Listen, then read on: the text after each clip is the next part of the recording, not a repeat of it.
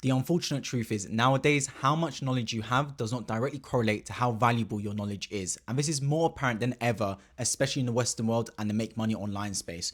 We are seeing more and more gurus put more emphasis on their lifestyle than the knowledge they are providing. And this was spearheaded through Andrew Tate. You see, when Andrew Tate started and he grew in popularity, why? Because he had what a lot of the male archetype desires. He had the fast cars, he had the women, etc. He had the lifestyle a lot of people want, the escape the matrix lifestyle. And so through his sales of the real world, he wasn't selling knowledge. He doesn't have the experience in copywriting, etc., in e-commerce that others do, but he was selling it because he all came off the back of his lifestyle he was promoting. You see, the ape brain inside of us, and all of us have this. We don't desire the knowledge, we desire the lifestyle at the end of it. The knowledge is just the vehicle to get there. So I see lots of different people online try and sell different ways of making money, different coaches. For example, it could be e-commerce, copywriting, YouTube, etc. But really, we don't care. We care about the lifestyle at the end, and that's just one vehicle to get there. So a lot of the mistakes a lot of online coaches are making is they're trying to emphasize how much they know the system, like how well their knowledge is. Like, I know YouTube's algorithm to a T, I know how to copyright amazingly, etc.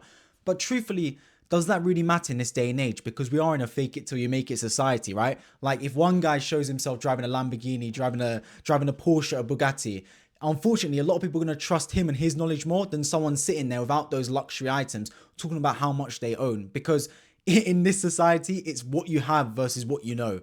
And that's the unfortunate truth about it. So a lot of people that are trying to sell their services need to realize that you've got to sell lifestyles more than you sell knowledge. And make no mistake about it, this has been around a long time. When you have cologne adverts, there's a reason they have very masculine men spraying a certain cologne on themselves in the adverts for male cologne. Why? Because it's not just a cologne you're buying a lifestyle. Porsche, Mercedes-Benz, they're very particular about the type of person they have driving their car. They're not going to have a comedian drive their car. It makes sense to have a very masculine person. James Bond drives an Aston Martin, so now an Aston Martin is seen as a more classier car. This has happened throughout history, right? And now in the online space is transitioned into here, where you're not buying knowledge, you're buying lifestyles. And this is how you get sticky mentorship as well, because a lot of people, when they sell communities, etc., inner circles, a lot of times they're selling knowledge, but they're packaging it around a lifestyle. Because make no mistake about it, if I was selling knowledge on how to grow a YouTube channel, and I sold it as a monthly course, right? Monthly membership for $49 a month.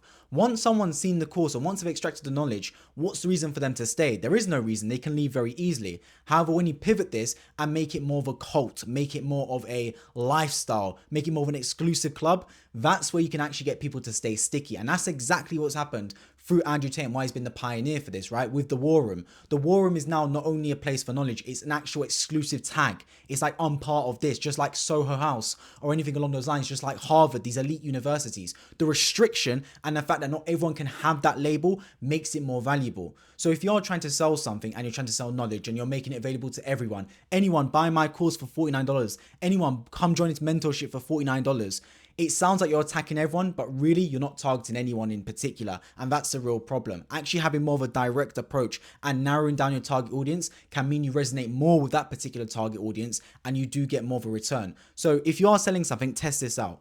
Rather than trying to sell it to everybody, be very exclusive next time. Next time, actually put your price point a little bit higher and say, we're only targeting this type of people, and every single person is going to get vetted. So even if you have the money and you want to apply, there's no guarantee you will get let into this program. And see actually how more people want to get in. It's the fact you can't have it that makes you want it even more.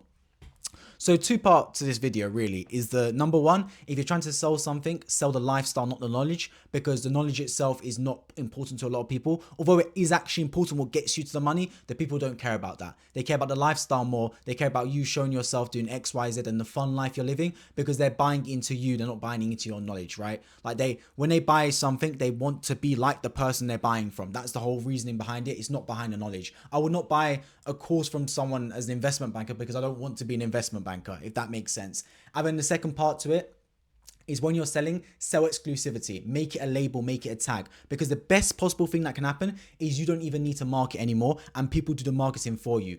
People that go Harvard, right? They say it proudly, like, oh, I went Harvard, or I went Cambridge, I went Oxford University. Oxford and Cambridge don't even need to do marketing anymore because the name holds enough legacy. And if you can build that for your own brand, then you are onto a winner. And you do that through actually restricting access and making it a high level elite playing field where not everyone can get in. And when you can get in, you feel prestigious for that, and everyone else is aiming to get there. It's a reason why all these luxury cars, like, you think Bugatti is crying about having their car priced at $2-3 million. They don't care because they know it's an elite car. They're not trying to market everybody. They're trying to market a specific subset category. And you can do the same thing. Remember, you're the only person that can make it happen, but you're also the only person that can mess it all up.